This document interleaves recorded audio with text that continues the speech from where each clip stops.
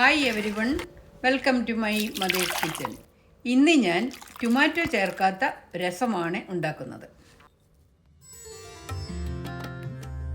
35 gram പരിപ്പാണ് എടുത്തിരിക്കുന്നത്. ആദ്യം പരിപ്പ് നന്നായി കഴുകിയെടുക്കണം.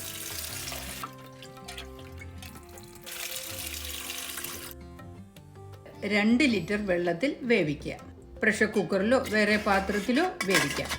മീഡിയം ഫ്ലെയിമിലാണ് സ്റ്റൗ ഓൺ ചെയ്തിരിക്കുന്നത്. ആവി വരുമ്പോൾ വെയിറ്റ് വെച്ച് മീഡിയം ടു ലോ ഫ്ലെയിമിൽ പരിപ്പ് വേവിച്ചെടുക്കുക.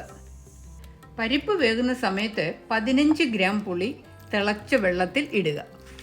കുക്കർ സ്റ്റൗവിൽ നിന്നും മാറ്റി തണുക്കാൻ വെക്കുക. ഇനിയും രസത്തിനുള്ള പൊടിയാണ് ഉണ്ടാക്കുന്നത്.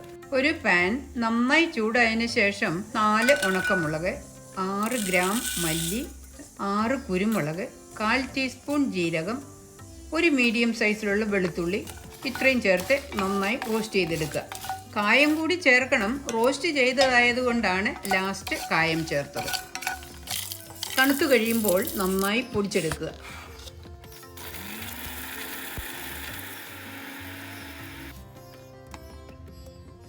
വേവിച്ച പരിപ്പിൽ നിന്നും പകുതി എടുത്തു മാറ്റി സ്മൂത്തായി ഉടച്ചെടുത്ത് പരിപ്പിലേക്ക് ചേർക്കുക. പിന്നെ വെള്ളത്തിലിട്ട പുളി നന്നായി ഞെരടി പിഴിഞ്ഞ് പരിപ്പിലേക്ക് ചേർക്കുക. അത് കഴിഞ്ഞ് പൊടിച്ചു വെച്ചിരിക്കുന്ന സ്പൈസസും കൂടി ചേർക്കുക. 1 ടീസ്പൂൺ ഉപ്പും 1/4 ടീസ്പൂൺ മഞ്ഞൾപ്പൊടിയും ചേർത്ത് തിളപ്പിക്കുക. ഉപ്പ് കൂടുതൽ വേണമെന്ന് വരിയിൽ ചേർക്കാം. ഞാൻ 1/2 ടീസ്പൂൺ ഉപ്പാണ് ചേർത്തത്. വെള്ളം തിളച്ചു കഴിഞ്ഞ് സ്റ്റൗവിൽ നിന്നും കുക്കർ മാറ്റുക. ഇനിയും രസം താളിക്കണം. എണ്ണ നന്നായി ചൂടാകുമ്പോൾ 1/2 ടീസ്പൂൺ കടുക്, 1/4 ടീസ്പൂൺ ഉലുവ, 2 ഉണക്കമുളക്, കുറച്ച് കറിവേപ്പില,